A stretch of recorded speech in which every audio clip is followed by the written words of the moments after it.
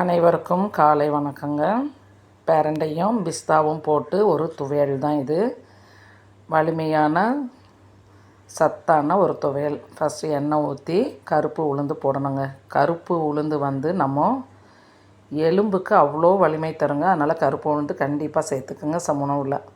அப்படியே பூண்டு கொஞ்சம் வாயு ஏதாவது இருந்தால் அதை களைச்சி விடும். நம்மளுக்கு உடம்பு வந்து லேசாக இருக்கும். சாம்பார் வெங்காயம், சத்து உள்ள ஒரு காரத்தன்மை உள்ள வெங்காயம், அப்புறம் பச்சை மிளகாய் எல்லாமே நம்ம காரத்துக்கு ஏற்ற மாதிரி சேர்த்துக்க வேண்டியதுதாங்க. அதுக்கப்புறம் நல்லா க்ளீன் பண்ணி வச்சுருந்த பிரண்டையை அதில் போட்டாச்சுங்க. நல்லா கொஞ்சம் பொன்னிறமாக வதங்கின உடனேயே பிஸ்தா நான் ஒரு 15 கிட்ட போட்டிருக்கேங்க. அது ரோஸ்டட் பிஸ்தா தான். அதனால் அப்படியே போட்டுட்டு புளி போட்டாச்சு. நல்லா வதங்கின உடனேயே நமக்கு ரொம்ப வந்து கலர் மாற வேண்டாம். கொஞ்சம் மாறின உடனே அரைச்சி உப்பு போட்டு அரைச்சிடுங்க. சுவையான பிரண்டை பிஸ்தா சேர்ந்த ஒரு சட்னிங்க. அவ்வளோ ஸ்ட்ரென்த்து. குழந்தைங்களுக்கு இந்த மாதிரி கொடுங்க.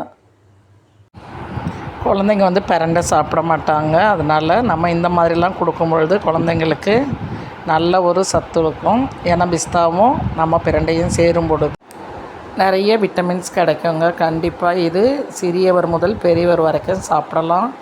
நல்ல டேஸ்ட்டு. நீங்கள் இன்றைக்கே செஞ்சு பாருங்கள். பிரண்டை கிடச்சா அவ்வளோ ஒரு சுவை இருக்கும். மறுபடியும் நீங்கள் சாப்பிட்லான்ற மாதிரி நம்ம சுவையை தூண்டுங்க. Thank you all.